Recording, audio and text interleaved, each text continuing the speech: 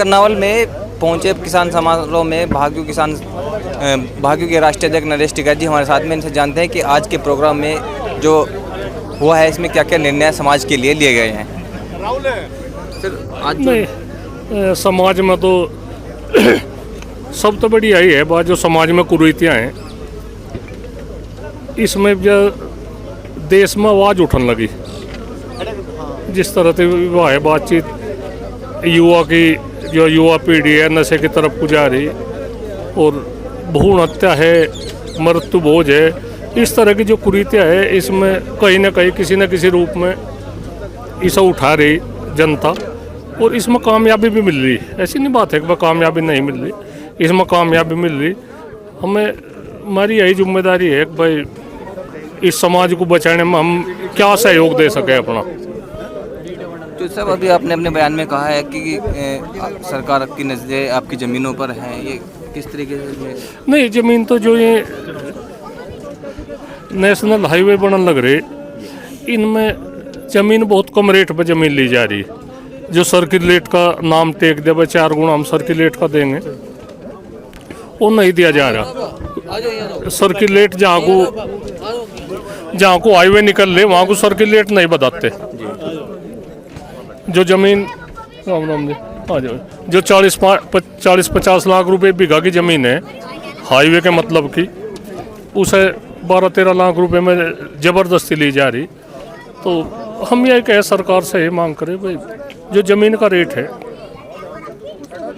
उसका सही रेट दे और हम विकास में बाधा नहीं बनते, पर किसानों का भी तो ना विनाश करो भाई। तो सब भारतीय किसान यूनियन के नाम से बहुत किसान संगठन बन रहे हैं और उनकी राजनीति केवल टोल तक रह गई है। उन लोगों के खिलाफ क्या कार्रवाई करेंगे आप?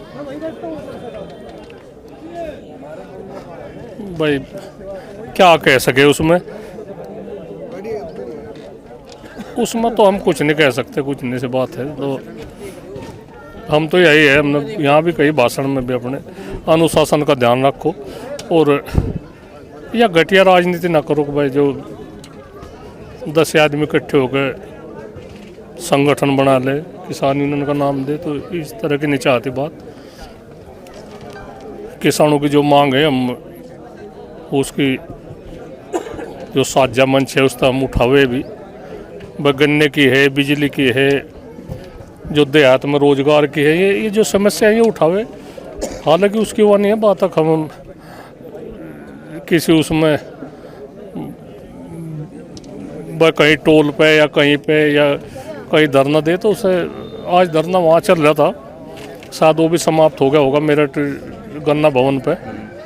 और हम फिर भी यही चाह सरकार ना ऐसी नौबत ना हो कि हम धरना देने पे मजबूर हो, तो एक वार्ता होती रहनी चाह, अच्छा काम चलता रहे। हमको कोई वैसी बात नहीं है कि हम संगठन बदनाम हो कहीं किसी उससे।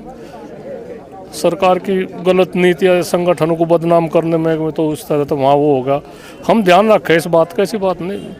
व्यवहार अभी हमने कुछ किसानों से भी बातचीत की है, उन्होंने बताया कि जो सरदाना तहसील का जो चकबंदी कार्यालय है वो मोदीपुरम में एक प्राइवेट बिल्डिंग में चल रहा है, जबकि तहसील में इतनी जगह है कि उसको यहाँ शिफ्ट कर जाए, लेकिन कोई भी संगठन उसके लिए कोई आवाज़ ही नहीं उठा रहा है।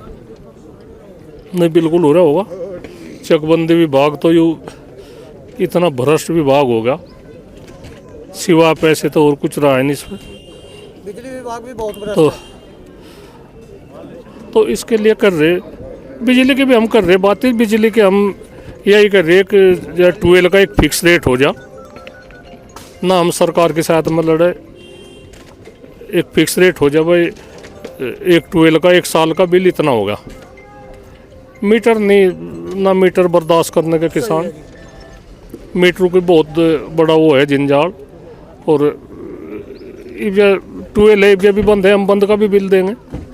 फ्री नहीं चाहते हमें बिजली, कोई आदमी कहता फ्री नहीं चाहते, बिजली का ठीक रेट ले लो। और किसान को राहत किस तरह से किसान को राहत मिले, किसान को राहत देने की ज़रूरत है सरकार की, उत्तर प्रदेश सरकार की, केंद्र सरकार की। एक गन्ने का रेट है पंजाब में शायद 30-35 रुपये फालतू होगा हमारे से, और क्यों इतना जी, एक ही देश है तो इसमें इतना फ़र्क क्यों कर रहे भाई? 35 रुपये का फर्क क्यों कर रहे हैं? एक ही रेट होना चाहिए पूरे भारत में गन्ने का, सबकी चीनी बने, चीनी का पूरे भारत में एक रेट है। तो ये भेदभाव में इसी में तो रुका रोड़ा हो, इसी में ये आदमी आंदोलन के लिए तैयार हो, इसी में धरने प्रदर्शन हो। अब या 30 रुपये रेट बढ़ा गन्ने का, 3 रुपये इसमें तक काट दिए भाड़े के लिए। तो ये तो सरकार की जिम्मेदारी है, मिल मालिकों की जिम्मेदारी है भाई, हमें कच्चा माल चाहे हमें उसे किस तरह से लिया जाए। अगर आप ये वीडियो YouTube पर देख रहे हैं तो हमारे चैनल को सब्सक्राइब कर बेल आइकन दबाएं, और Facebook पर देख रहे हैं तो हमारे पेज को लाइक करें।